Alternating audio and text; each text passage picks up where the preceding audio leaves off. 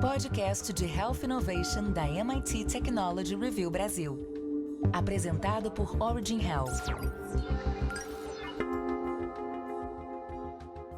Olá, bem-vindas e bem-vindos ao podcast de Health Innovation da MIT Technology Review Brasil, apresentado pela Origin. Eu sou Laura Murta e estou com Camila Pepe e Jonas Sertório. No episódio de hoje vamos falar sobre os caminhos para que a biotecnologia possa despontar no Brasil, e uma das apostas para o desenvolvimento na área é aliar ciência e empreendedorismo. Mas antes de começar, eu queria lembrar que esse podcast é um oferecimento da Sociedade Beneficente Israelita Brasileira, Albert Einstein.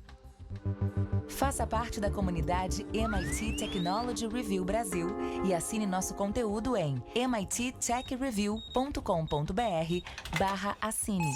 MIT Tech Review/assine. Quando a Lei de Inovação Tecnológica foi regulamentada no Brasil, em 2005, a expectativa era de estabelecer medidas de incentivo à inovação e à pesquisa científica como estratégia de desenvolvimento socioeconômico.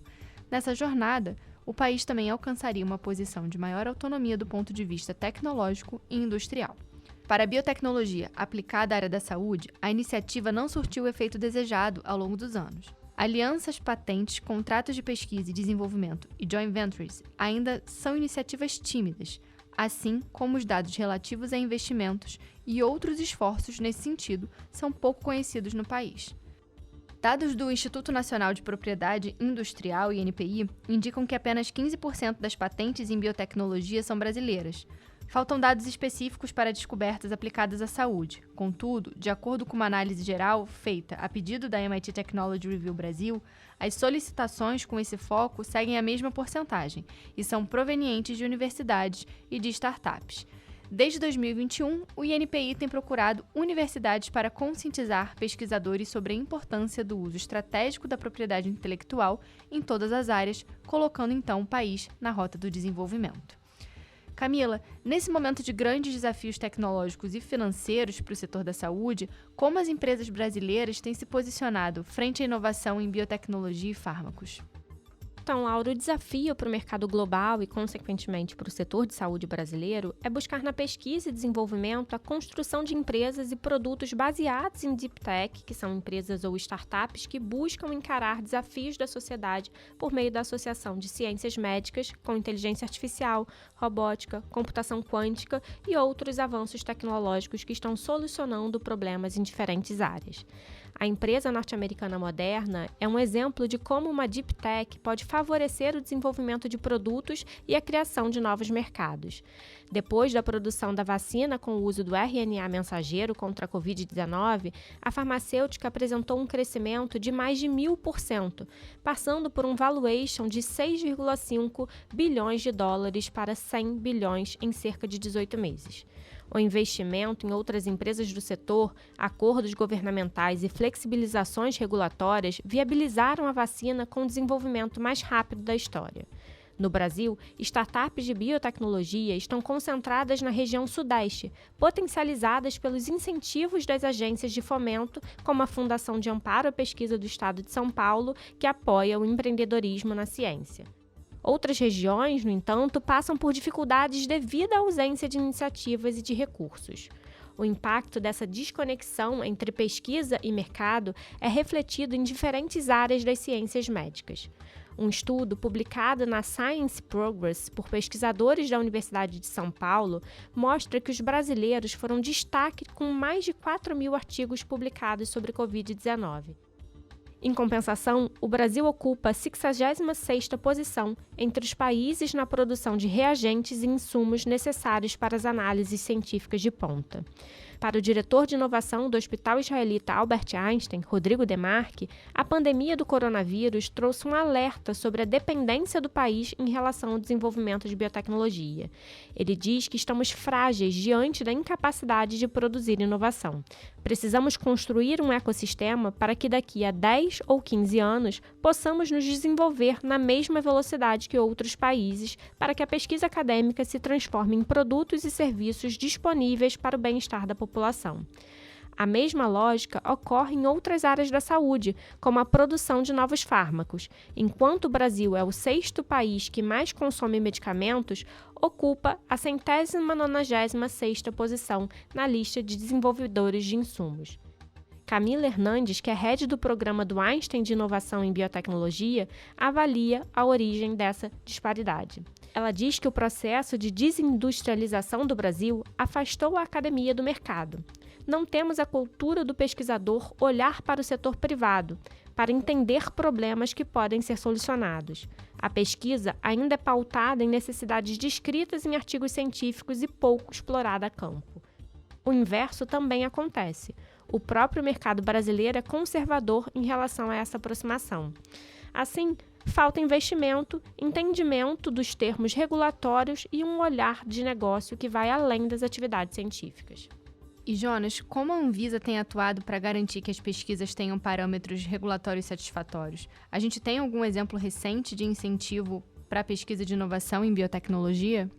Bom, Laura, registros concedidos e estudos acompanhados pela Agência Nacional de Vigilância Sanitária, Anvisa, também indicam que há necessidade de aprimoramento do olhar regulatório por parte dos pesquisadores. Na reguladora brasileira, inovações disruptivas para a medicina, como as terapias avançadas, ainda estão distantes na perspectiva do desenvolvimento nacional. O pesquisador tem uma ideia interessante, um processo, uma experiência, mas a dificuldade para transformá-los em produto, seguindo as exigências de segurança regulatória que a Anvisa e outros órgãos relacionados à biotecnologia pedem, explica o gerente de sangue e tecidos, células, órgãos e produtos de terapias avançadas, João Batista da Silva Júnior. Como forma de contribuição, a agência pretende criar um manual de boas práticas para garantir que as pesquisas sigam parâmetros regulatórios satisfatórios. O incentivo ao desenvolvimento de biotecnologia a partir de agendas de fomento e subsídios está a cargo do setor público, mas ainda é limitado frente ao potencial do mercado brasileiro. Um exemplo recente, divulgado em agosto de 2022, é uma seleção pública de subvenção econômica e inovação com investimento de R$50 milhões, lançada pelo Ministério da Ciência, Tecnologia e Inovações, o MCTI, e pela financiadora de estudos e projetos, a FINEP. Os recursos serão alocados em projetos de biotecnologia que, do ponto de vista da saúde, priorizarão o desenvolvimento de novos biofármacos, imunobiológicos e kits diagnósticos point of care para doenças de grande relevância para o sistema de saúde. O diretor de inovação do Einstein entende que, além de investimentos concretos, é preciso criar um ecossistema de saúde favorável ao mercado de biotecnologia. Considerando as experiências de países que são referência na área de biotecnologia, o Brasil precisa entender como fazer esse investimento no longo prazo. É preciso criar soluções com relevância global para dialogar com o mercado e também avançar do ponto de vista regulatório, avalia Rodrigo Demarque. Atualmente, o Hospital Israelita Albert Einstein conduz um programa de mentoria de startups para o desenvolvimento de remédios, vacinas e soluções diagnósticas e que também incentiva o intercâmbio tecnológico. A iniciativa vai ao encontro do que foi feito em países como Estados Unidos, Singapura e Israel. Fortalecer essa lógica de colaboração para os países traz benefícios não apenas para o desenvolvimento industrial, mas possibilitará o desenvolvimento de diagnósticos laboratoriais, vacinas, medical devices e tratamentos que aproximarão a ciência no âmbito educacional e assistencial, de empreendedores dos setores público e privado, afirma Camila Hernandes. Na visão da autoridade regulatória, a participação de pesquisadores brasileiros em estudos clínicos de biotecnologia é uma outra maneira de ampliar o conhecimento na área, mesmo que essas pesquisas sejam conduzidas por desenvolvedores internacionais. A vinda de pesquisadores internacionais para o Brasil abre uma possibilidade para os pesquisadores, centros e hospitais brasileiros desenvolverem metodologias, procedimentos, monitoramentos e boas práticas de acordo com a referência internacional. Assim, no longo prazo, as experiências poderão ser aplicadas às próprias pesquisas nacionais de desenvolvimento biotecnológico, conclui João Batista Júnior, da Anvisa. E hoje o nosso entrevistado é o Rodrigo Cecioso, superintendente de inovação na FINEP. Bem-vindo, Rodrigo. Olá, boa tarde, tudo bem? Prazer enorme estar aqui com vocês para combater um pouquinho ter um papo aqui, né, sobre biotecnologia, sobre o ecossistema de inovação. Vai ser legal, vai ser um bate-papo bacana. Obrigada, a gente que agradece a sua participação. E até para a gente começar, né, eu falei que você é superintendente de inovação na FINEP, eu queria que você contasse para a gente como é que você enxerga o papel de uma instituição como a FINEP nesse ecossistema de inovação. Vamos lá.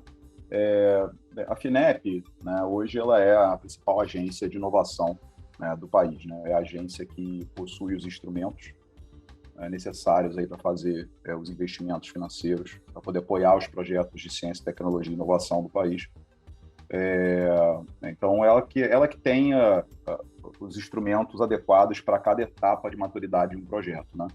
Então, a FINEP, né, a gente tem um ecossistema de inovação que ele é um ecossistema bastante complexo, né? Então, a gente tem complexo no bom sentido da coisa, tá? Complexo no sentido de termos muitas instituições trabalhando nesse ecossistema, militando no ecossistema, interagindo, né, nesse ecossistema. Então, nós temos aí a multiplicidade de atores, multiplicidade de funding, né, também necessário, né? Fontes estaduais, fontes federais, você tem as instituições de pesquisa, né, institutos de pesquisa, múltiplas empresas, né, uma estrutura de patentes interessante, um aspecto regulatório já muito mais maduro. Então, a gente tem um ecossistema de inovação hoje já bem complexo, né, já bastante maduro. Então, a FINEP, como a principal agência de inovação, ela tem empreendido esforços, né, para tentar cumprir seu papel de financiar todas as etapas da cadeia de desenvolvimento de um projeto. Desde aquilo que começa lá como ciência básica, lá na ideação, lá no TRL0, né, na maturidade tecnológica bem inicial, até levar esse projeto a uma produção pioneira, né, que é onde termina a missão da FINEP, que é a colocação do primeiro lote de produto ou serviço no mercado. Então, a gente tem instrumento para todas essas etapas, né? Só que cada instrumento, né, ele tem que ser usado na etapa correta, uma metodologia correta de aplicação, e a FINEP tem uma larga experiência nisso. Então, para dar como exemplo, a FINEP tem empreendido esforços, né, para financiar empreendedorismo, né? A FINEP, como uma agência que é vinculada ao Ministério da Ciência, Tecnologia e Inovações, né, no caso, o MCTI, ele até possui uma secretaria específica, né, para trabalhar com empreendedorismo de base tecnológica, com estruturas de financiamento. Então, a FINEP tem atuado, né, nessa diretriz de atuar nessa parte de empreendedorismo, né, e criou programas, né, como o Programa Centelha, né, que ajuda os pesquisadores a converterem ali aquela sua ideia inicial já numa startup, a virar uma empresa, né? Tanto que nesse programa ele é operacionalizado em parceria com as fundações de amparo a pesquisa estaduais, né? Esse programa ele é feito para concorrer no programa, né? Esse investimento inicial, ele sequer precisa ter um CNPJ, que é uma coisa que é pouco usual. Então, é justamente para trabalhar essa etapa de criar uma startup, começar a profissionalizar esse processo, começar a ter uma outra dinâmica, já pensando num negócio. Então, a gente tem um instrumento do Centelha, por exemplo, que trabalha nisso. A FINEP criou o programa do FINEP Startup, né, que trabalha aí empresas que já possuem um protótipo, então já andou um pouquinho na cadeia, né, ela tem um protótipo ali para ser validado, já para ser comercializado, protótipo comercialmente viável, né, e a FINEP cria esse programa onde a FINEP aporta recursos da FINEP, né, não de outros fundos, não do orçamento da União, mas recursos da própria FINEP, no capital da empresa para que ela possa alavancar aquela iniciativa, né, e caso ela venha a ter um evento de liquidez, a FINEP executa esse evento de liquidez, né, até um limite. Então, a ideia da FINEP não é a FINEP ganhar dinheiro com as ideias das startups, é a FINEP ajudar realmente a passar ali pelo Vale da Morte e auxiliar nesse processo de colocação de produtos no mercado, né, de validação, de avaliação técnica econômica, né, realmente de inserção no mercado. Então, além disso, a gente tem a subvenção econômica, que é o principal instrumento, né, em quase todos os países do mundo, de mitigação de compartilhamento de risco.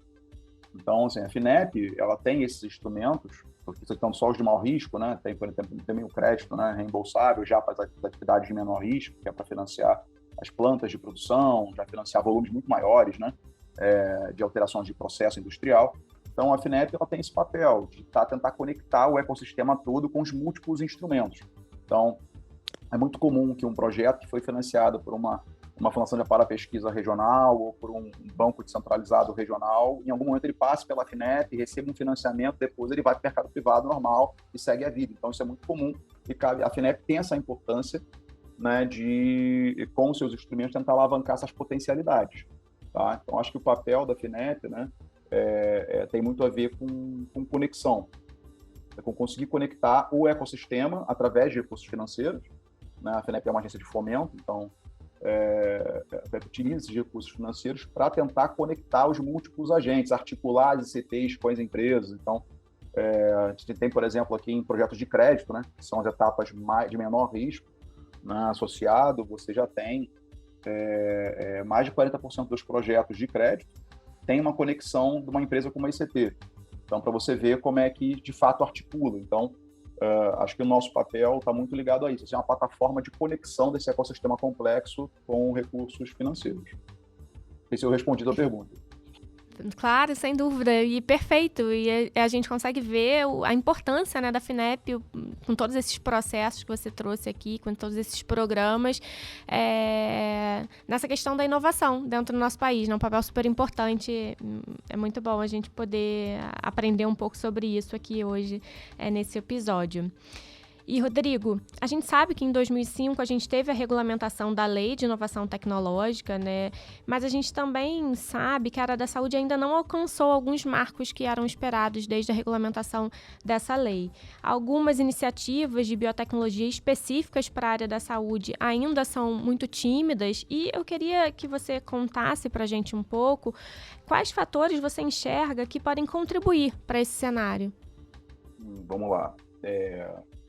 Eu acho que é importante a gente entender, né, que, como eu falei, é um ecossistema, né, e a FINEP sozinha não vai conseguir, nem deve conseguir, né, ser a única alavanca de potencialidades. A gente tem que ter, de fato, né, uma convergência de esforços de todo o ecossistema para que isso aconteça, a gente consiga aproveitar essa oportunidade que o nosso país possui nessa área da biotecnologia, né, nesse caso, a biotecnologia em saúde. Então, só para dar um exemplo, né, a gente aumentou sobremaneira a formação de pesquisadores nas universidades, né? Acho que isso foi um efeito muito positivo, né? O Brasil aumentou a quantidade de publicações, né? As publicações de impacto brasileiras têm aumentado, tá? A gente percebe esse movimento, mas a gente está ali em torno de 25% e 30% dos pesquisadores brasileiros conseguem emprego no mercado privado. Ou seja, quase 70% deles estão conectados ainda às universidades e institutos de pesquisa. Então, esse pesquisador ele se forma e continua pesquisando dentro da ICT. Isso não é um demérito, tá? Mas é uma assimetria perto daquilo que você vê com o resto do mundo. Então, só para dar um exemplo, né? Em outros países, em países da OCDE, você vai ter taxas que chegam a 26,5% só ficando nas universidades. Então, esse pesquisador se forma, pesquisa, ele cria uma startup, ele em algum momento, incorporado pelo próprio mercado privado. Então, tem essa dinâmica acontecendo no mercado, e no Brasil a gente vê, né, isso acontecendo de forma muito tímida. Tá? Então, isso é uma primeira questão que eu acho que impacta o todo, né? Porque não adianta a gente criar os instrumentos, ter os instrumentos, se a gente não tem, né, uma dinâmica dentro do próprio ecossistema que seja capaz de alavancar essas oportunidades e capaz de capturar essas pessoas, essas ideias, essas tecnologias que vão sendo geradas na universidade. Né? Porque isso é uma coisa que é uma característica da biotecnologia. Né? Ela é muito ligada às pesquisas que acontecem nas universidades, nos centros de pesquisa. Isso não é uma realidade brasileira, é uma realidade do mundo inteiro. É assim que o segmento funciona. Né? Então, você tem pesquisas de altíssimo risco, nível incalculável de risco, e, naturalmente, essas pesquisas são feitas nas universidades, institutos de pesquisa, custeados pelo Estado. Né? Mas, por outro lado, a gente tem uma questão mais estrutural do Brasil, né, que o setor privado brasileiro investe pouco em P&D. Tá? Então, ao passo de que você vai ter, por exemplo, nos Estados Unidos, que vai ter 2% do investimento do PIB, em relação ao PIB, do P&D é feito pelas empresas, no Brasil isso não chega a 0,5%. Tá? Então já foi um pouquinho assim, mas voltou a declinar. Você pega a última fintech, você vai ver isso. Então, a gente não chega a 0,5%. E muito desse P&D é feito com renúncia fiscal. Então, você tem, lógico, a renúncia fiscal, uma apropriação posterior e tudo mais. Não estou aqui tirando mérito do programa de renúncia fiscal, não é essa a discussão. Tá? Mas que o volume do investimento em P&D privado no Brasil, ele é pequeno. Tá? Então, isso dificulta, como um todo, a você criar, que eu acho que é uma das grandes alavancas para a apropriação de biotecnologia. Né? A gente tem poucas plataformas de tecnologia. Tá? O que eu quero dizer com isso? Vou dar aqui um exemplo aqui acho que o caso mais clássico, mais momentâneo, né, que a gente está vivendo agora, mais contemporâneo, é o caso da Pfizer. A Pfizer tinha uma plataforma, uma pesquisa, né, RNA mensageiro, mRNA, há muitos anos. Ela tem uma plataforma de pesquisa em torno do tema, com financiamento próprio, né, com pesquisa em universidades americanas ao redor do mundo, e a Pfizer tinha essa plataforma. Só que o foco da Pfizer nunca foi Covid, nunca foi virologia. Tá? O foco da Pfizer estava muito mais ligado à oncologia. Tá? Estava muito mais ligado a outras iniciativas, né, de mercados que são super promissores em termos de biotecnologia para a saúde. No entanto, a pandemia apareceu. O que eles fizeram? Eles já tinham uma plataforma de pesquisa, eles já tinham iniciativas naquele tema, eles já tinham desenvolvimentos como plataforma, né, como tinham um certo domínio tecnológico daquela tecnologia específica. E quando apareceu a Covid, eles fizeram uma translação da pesquisa que eles já tinham para usar para virologia, né? E se mostrou promissor e se mostrou viável, né? E aí nós temos hoje aí as vacinas e tudo mais, né? Eles largam na frente, por quê? Porque tinham plataforma tecnológica deles, que estavam pesquisando, se debruçando ali, né? Gerando conhecimento, gerando inovações, mesmo que fosse para outro segmento, outro alvo terapêutico específico. Tá? Então, isso é uma coisa que eu acho que acaba, né, no caso brasileiro, né, tornando a alavancagem, as oportunidades, as potencialidades brasileiras em biotecnologia inferiores do que outros países conseguem fazer. A gente tem um investimento em P&D pequeno, a gente tem uma capacidade de absorção de pesquisa nas empresas pequenas, tá? E isso envolve fatores de toda ordem, não é só uma questão do pouco investimento em P&D. Né? Por exemplo, o tempo de abertura e fechamento de empresas influencia no quanto que você investe numa ideia.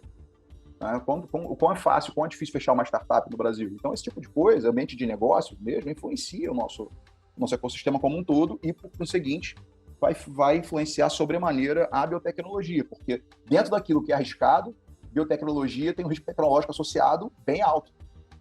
Tudo que você pode fazer em termos de inovação, biotecnologia, existe um nível de certeza bem alto. Né? Então, a gente tem essa questão, acho que como pano de fundo, que a gente nunca pode pensar. Né? A gente criou a lei de inovação, preparou o ecossistema de financiamento, né? Preparou um regramento que permita que isso aconteça, mas eu tenho que ter uma outra série de questões que não são necessariamente ligadas à política de inovação para que a inovação aconteça. Tá? Então, essa primeira fala sobre esse tema, eu queria deixar um pouco esse recado. Essa foi a primeira parte do nosso episódio falando sobre como a inovação pode transformar a biotecnologia, com a participação do Rodrigo Cecioso, superintendente da FINEP. Semana que vem a gente dá sequência nessa conversa e eu espero você. Até lá! Você ouviu o podcast de Health Innovation da MIT Technology Review Brasil, apresentado por Origin Health. A maior publicação de biotecnologia e saúde no mundo, agora no Brasil.